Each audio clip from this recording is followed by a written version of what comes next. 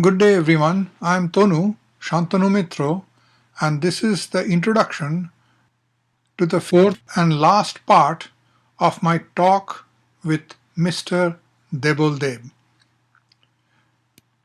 Here we move from the original talk on GM crop to the topic of Rabindranath Tagore, Santiniketan and Bengal. I had my own views on Rabindranath, his observations about the Bengal and Indian society, civilization, and the need for rebuilding the foundation of a nation that sooner or later was going to rid itself of being colonized by outsiders. Tagore had tried to analyze the root causes for India's poverty, internal divisions, and social maladies, and knew that India was a great nation in the past and had the necessary ingredients to be great again in future.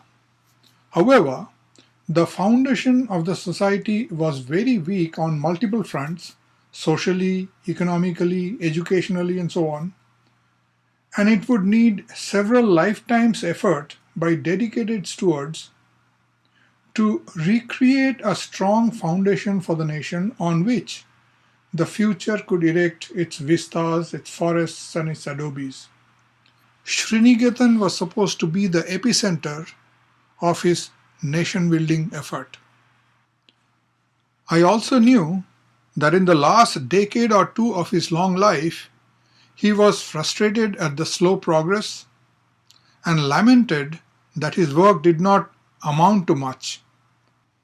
He had primarily been frustrated at the people around him and the general apathy of people who were not above using his name for climbing ladders, but otherwise did not really believe in his views of community building, of sharing, of social responsibility, of throwing away dead habits of differences based on caste, religion, language, lifestyle, and ethnicity, etc. But I needed to speak with someone who could educate me on the current situation on these very topics that had so energized Tagore and had so frustrated him decades later. How was Bengal and India doing at the grassroots level, agronomically, socially, ecologically, and how did it compare with Tagore's own observations during his lifetime? I had a broad idea of how it was in India from links with so many grassroots people, but sadly and paradoxically, I did not have a good grasp on the situation in Bengal, despite having so many friends, relatives, and acquaintances from there. And so I needed to speak with someone who could fill me in on Bengal. I did not need an academic pundit that resided in an ivory tower, lived the soft life and a soft and cushy life, and gave lectures and wrote fancy articles and books.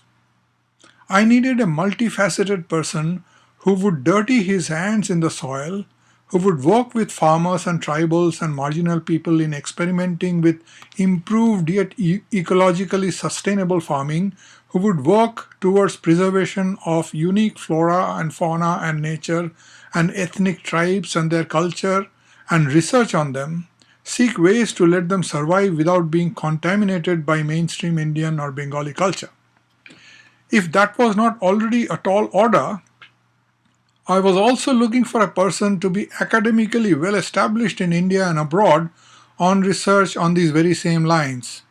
And to cap it off, I was looking for a person that had also read Rabindranath Tagore's views on rural reconstruction, had understood them, and followed Tagore's lifelong struggle to improve Bengal's rural landscape, and as a pathfinder for the greater India of future. Someone who understood how Gandhi himself was influenced by many of these efforts. And I hoped he would be a son of the soil, meaning a Bengali.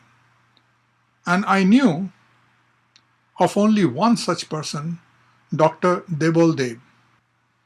And so I got him on the phone when he was in Kolkata and I was in Vancouver, and I asked him. I briefly told what my perception of Rabindranath Tagore's effort was with regard to rural economic and social environment. আমি বাকিগুলো ডিভিশনগুলো ছেড়ে দিলাম, caste and religion ওগুলো তো আছেই. So it is clear in my mind, without being a research scientist, that a problem perceived by Rabindranath is a fundamental issue of entire India and not just Birbhum district, and that India has not been able to solve it. In fact, India has probably not even realized it in those lines. Now, if the new administration in Vishwabharati or Delhi or whoever it is say that please give us some idea of what you would like to see being done in our university, and if that question comes to me with regard to Sriniketan, what would you suggest as one or two pointers that I can say, please start getting re-engaged in these items? দেখুন, আমি রবীন্দ্রনাথের যেগুলো পড়েছি এগুলো খুব মানে undiscussed and unread articles. I was very fortunate to be acquainted with them, from very early on. I mean, more than his poems. Yeah, of course. এক নম্বর হচ্ছে, that is not to say that these poems have no value, and I'm not trying to belittle any of them. I understand. Go ahead. তো সেটা হচ্ছে যে এক নম্বর উনি rural development বলতে যেগুলো করেছিলেন, একটা এগ্রিকালচারাল ইনোভেশন অনেকগুলো করেছিলেন। আলু প্রথম উনি চাষ করার চেষ্টা করেছিলেন, উনি ট্যাপিওকে আনার চেষ্টা করেছিলেন, ইত্যাদি ইত্যাদি। কিন্তু তার সঙ্গে সঙ্গে উনি একটা কোঅপারেটিভ ব্যাংক করেছিলেন চাষিদের জন্যে। ওখানকার হ্যান্ডিক্রাফটস, প্রায় 19 রকমের হ্যান্ডিক্রাফটস ট্রেনিং দিয়েছিলেন। এবং যখন বহু বছর আগে, মানে তখন তো মানে মেডিকেল, এখন যেটা ওই মানে বেয়ারফুট ডক্টরস মুভমেন্ট যেটা হচ্ছে, তার বহু আগে উনি মিডওয়াইফারি ট্রেনিং দেওয়ার জন্যে নিবেদিতা, ভদ্রমহিলার নাম ছিল নিবেদিতা, পদবিটা আমি ভুলে গেছি, তাকে নিয়ে এসেছিলেন। তাকে দিয়ে মানে মিডওয়াইফারি ট্রেনিং দিয়েছিলেন সমস্ত গ্রামের মেয়েদেরকে, যাতে করে সাধারণ ছোটোখাটো রোগ ব্যাধি এবং চাইল্ড বার্থের সময় কোনো প্রবলেম না হয় এবং মর্টালিটি অনেক কমে যায়। এইগুলো উনি প্রায় 25 বছর ধরে বিভিন্ন স্কেলে চালিয়ে গেছেন। 19 রকমের হ্যান্ডিক্রাফটসগুলো ট্রেনিং দিয়েছেন, বিক্রি করার ব্যবস্থা করেছেন। এবং সবগুলোর একটা উদ্দেশ্য ছিল, যেটা উনি ওই রবারি অফ দ্য সয়েল প্রবন্ধে লিখেছিলেন, মানে his introduction to the small book by Andrews, যে this is all. Hello, shit. হ্যাঁ, হ্যালো, বারবার কেটে যাচ্ছে। আমি কি মোবাইল ফোনে কল করব? বেশিক্ষণ সময় লাগবে না।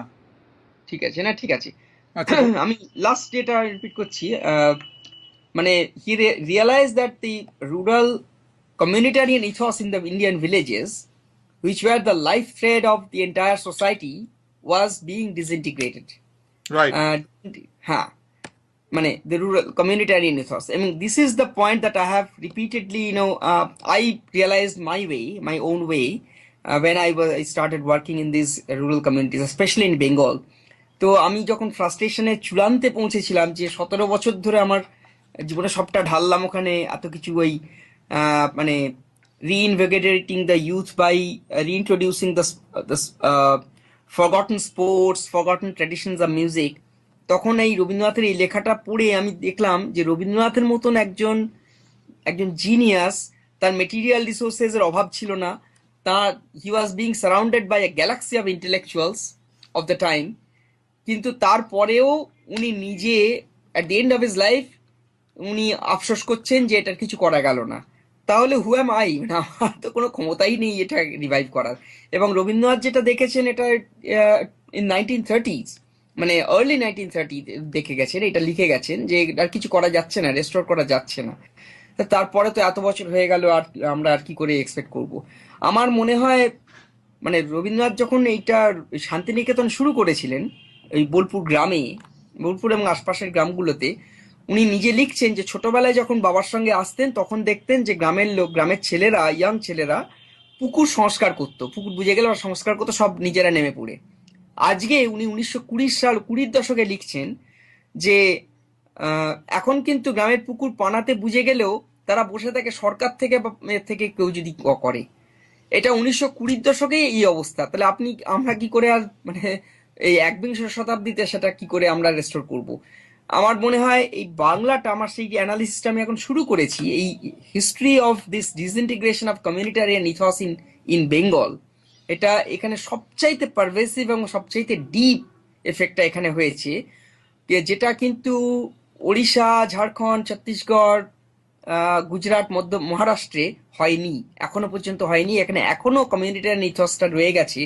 And this manifestation of this, or I would say a symptom of this retention of the communitarian ethos and the value of the rural values is in the fact that Gandhism was never accepted in Bengal soil, on Bengal soil. It never took roots.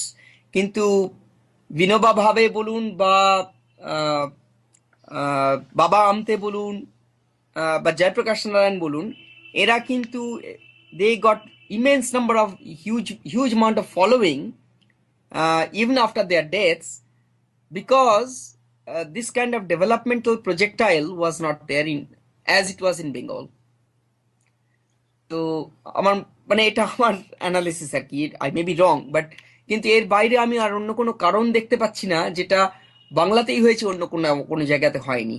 কারণ Bangla industrialization is not the only reason, কারণ industrialization has taken place in Gujarat and Maharashtra more than in Bengal, কিন্তু সেখানেও কিন্তু আমরা এই কমিউনিটারিয়ান ইথসটা total disintegration দেখছি না।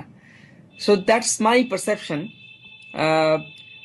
সেই জন্যে আমি খুব একটা আশাবাদী নই, মানে যদি খুব স্মল স্কেলেও শুরু করা যায়, আমরা ওই লোকের মধ্যে এখন এটা হয়ে গেছে it's an immediate gain for here and now, এর বাইরে people refuse to think about it in Bengal, যেটা আমি উড়িষ্যায় বা এগুলোতে আমি সবচেয়ে বেশি দেখি। So I would say I'm now much happier working in Odisha, for example, than in my 17 years of Bengal.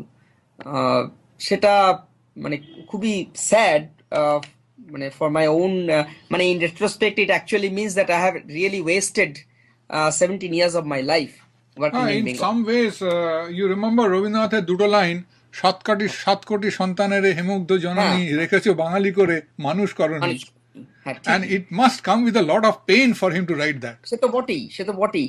এবং আমি যদি বলি বাঙালি, হোয়াট ইজ বাঙালিত্ব, এটাও তো একটা ব্যাপার।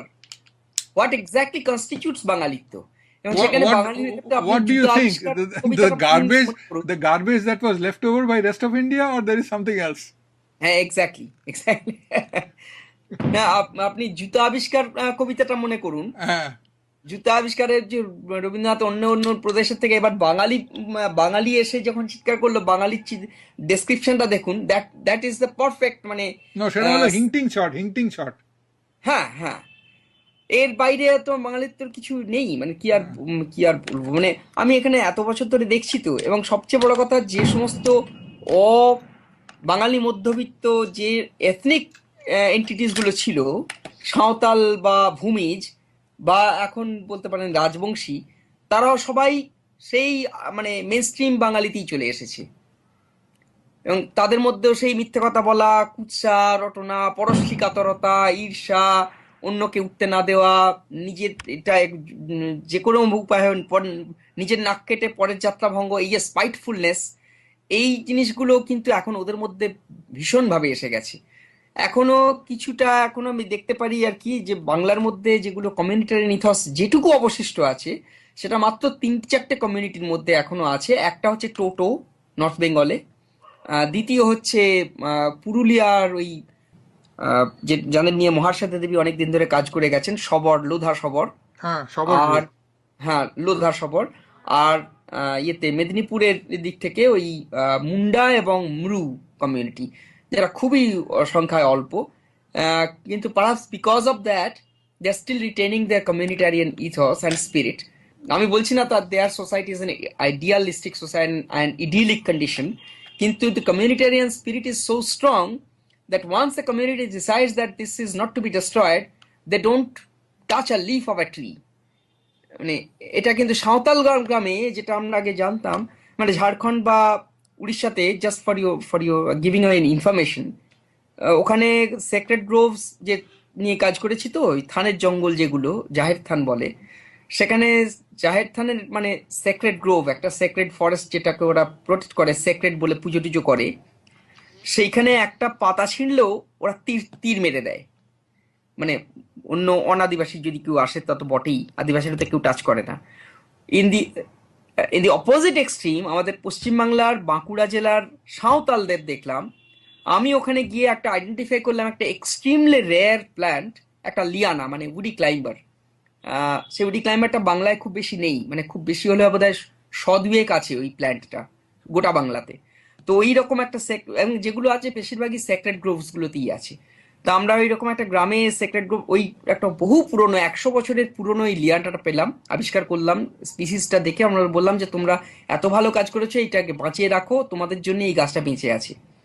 2 বছর পরে সাঁওতালদেরই একজন ওই গাছটা কেটে 35 টাকা পেলো, সেই 35 টাকা দিয়ে মদ খেলো। এবং সাঁওতালরাই কাটলো, কোনো কন্ট্রাক্টর এসে কাটেনি।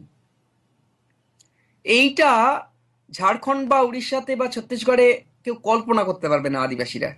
মানে বরং ওই গাছের গায়ে যদি মানে অপবিত্র অবস্থায় হাত দেয় বা পাতাটা ছিঁড়ে নেয়, তাহলে তার গায়ে তীর তীর লাগবে, তীর ছুঁড়ে দেবে। এইটা বাংলাতে একদম অপোজিট এটা হয়ে গেছে। এবং আমি যখন, আমার একজন অ্যাসিস্ট্যান্ট যখন বলেছিল যে তোরা সাঁওতাল, তোদের তো শিকার টিকার করা হয়, দেবল দা এত সুন্দর তীর ছুঁড়ে, তোরা তীর মারতে পারিস না? তখন ও কি বলেছিল জানেন, এই সাঁওতাল ছেলেটি বলেছিল, আমরা কি চিরকাল সাঁওতাল থাকবো? হুম। এইটা যখন শুনলাম আমার তখন অনুশোচনায় এত মানে নিজেকে, মানে আমি ভাবলাম এইটা শোনার আগে আমি মরে গেলাম না কেন। একটা জাত যখন নিজেকে লজ্জা করে তার নিজের পরিচয় দিতে, মানে এখন ঠিক বাঙালিরা যেরকম ভাবে লজ্জা করে, বাঙালিরা যেমন বাংলা কথা বলতে লজ্জা করে আর একজন বাঙালির সঙ্গে, মানে আমি দেশের কথা কলকাতার কথাই বলছি। হ্যাঁ, মানে আপনি তো কানাডাতে আসেন, আপনি কানাডাতে তো বাধ্য আপনি মানে কথা বলতে, অন্য ভাষায় কথা বলতে বাধ্য। কিন্তু এখানে বাঙালিরা বাঙালিদের সঙ্গে কথা বলতে মানে তাদের পরিচয়টা দিতে লজ্জা করেন যে আমি, এবং তারা খুব গর্ব করে বলে আমি তো ভালো বাংলা পড়তে জানে না। হুম। ওটা মানে ইংরেজির গন্ধ, ওই আমেরিকার গন্ধ হ্যাঁ যদি হ্যাঁ, গায়ে না থাকে তাহলে বাংলাদেশের জাতেই উঠলো না। ভাষাকে হিন্দি। তো এইটা বাঙালিদের মধ্যে এসে গেছে, ঠিক তেমনি সাঁওতালরাও বলে যাচ্ছে আমরা কি চিরকাল সাঁওতাল থাকবো? মানে ultimate target of everyone in Bengal is to become an American, a Yankee. That is the ideal. হ্যাঁ। তো এইটা যেখানে এসে গেছে সেখানে আর আমরা কি করে রেস্টোর করব ট্র্যাডিশনাল ভ্যালুস, বলুন সে ভাষাই হোক আর লাইফস্টাইলই হোক আর কালচার হোক, মানে কালচারের অন্য যে কোনো পার্ট হোক, এতে দ্য তো হবেই, জেনারেল এর কিছু করার জেনারেল নেই। ডিগ্রেডেশন অফ হ্যাঁ, এবং এটা এই ভ্যালিউস। জিনিসটা আপনি শান্তিনিকেতনেও দেখবেন, শান্তিনিকেতনে এটা এসে গেছে। হ্যাঁ, এসে তো গেছেই। তাহলে আর শান্তিনিকেতনে এসে গেছেই না, শান্তিনিকেতনে আমার মতে চিরকালই ছিল, which was the reason Rabindranath was so frustrated with life. হ্যাঁ হ্যাঁ, না ওই মানে সেই বসন্ত উৎসবে দুটো গান গান গাইলাম, আর কি মানে নববর্ষের সময় একটা গান গাইলাম, বর্ষবরণ উৎসবে দুটো গান গেয়ে পদচারণা করলাম, ব্যাস হয়ে গেল। তার মানে আমি রবীন্দ্রনাথকে বুঝি গুলে খেয়েছি, রাবীন্দ্রিক চিন্তা ভাবনার সঙ্গে আমি একাত্ম হয়ে গেছি। আর শনিবারে শনিবারে শান্তিনিকেতনে না গেলে না ওই সাংস্কৃতিক আবহাওয়ায় না সুস্থ, না আমি না সুস্থ বোধ করি না, এইটা না বললে। Not only that, if you হ্যাঁ remember the story Tota Kahini, হ্যাঁ হ্যাঁ acha, now it is something like that. They can parrot the songs without understanding why the song was written or what is the lesson that song is না trying না, to part you. এটা এটা আরো dangerous. তোতা কাহিনীর সঙ্গে qualitative difference আছে। তোতা কাহিনীতে তোতা had no choice, হ্যাঁ, তোতাকে জোর করে খাওয়ানো হচ্ছিল। কিন্তু Yeah, these people know that this, মানে they actually deliberately use this to show off. yeah. তোতার ক্ষেত্রে তো তোতাকে জোর করে ফিড করানো হয়েছিল, যার ফলে সে মরে গেল। কিন্তু এখানে তো এই তোতা, এরা তোতা নয়। না না, In but they their own don't life. Need to, না Shantanu, they don't need to understand because what they parrot is deliberately parroting. The exercise is to show off that they are extremely cultured elite, and they belong to an upper stratum of the elite society. This is I would say a tool of showing off to the world that they are a superior intellectual. That is their tool. They don't need to understand it. That যদি সেটা understanding করতো তাহলে তো এই showing অফের দরকারই ছিল না। এটা তো একটা hubris, it's a kind of hubris. আমি শান্তিনিকেতনে থাকি এবং রবীন্দ্রনাথের গান গাই। ওই মোহরদির পাশের বাড়িটা আছে না, পাশের রাস্তাটা দিয়ে একটু গেলেই হবে। মানে আমি যে কণিকাকে মোহর বলতে পারছি, মোহরদি বলতে পারছি, তাহলে that shows how close I am to her. মানে এবং দ্যাটস শোর, মানে এখানে রবীন্দ্রসঙ্গীত তো আমি গুলেই খেয়েছি, তা না হলে আমি মোহরদি বলতে পারবো কিনা কেন? এবং তারপরে অমর্ত্য সেন যখন নোবেল পেলেন তখন বলতে আরম্ভ করলো, তো এই অমিতাদির বাড়ির পিছনের রাস্তাটা আছে না, সেটা দিয়ে একটু এগেলেই হবে। এখন যে ডিরেকশনটা দেবেন দেখবেন ওখান থেকে গেলে আপনার আরো 2 কিলোমিটার বেশি হাঁটতে হচ্ছে, কিন্তু ওই অমিতাদির বাড়িটা মেনশন করতে হবে তো, তা না হলে উনি যে অমিতা দিকে চেনেন এটা তো বলতে হবে। And with that, we come to the end of our talks with Dr. Debal Deb. I was hoping to get a few important pointers regarding Sriniketan, but got something that was more wide-ranging, penetrating, and also depressing instead. Santiniketan was created for a unique purpose, but it had to do with building the national character, starting with the Bengali people. So there was going to be no shortcut for Sriniketan. There was going to be no revival there without taking into account the Bengali society and the corruptive influence on everything it touches. And frankly, it was probably beyond Sriniketan's or Vishwavarti's capabilities to change the Bengali character. In fact, Santiniketan suffered from the same fundamental flaw that affected Bengal. It's Bengaliana. Well, it was sad, but it is better for me to learn the sad truth than to live in denial. So this is Tonu signing off from Vancouver. Cheers and thanks for watching.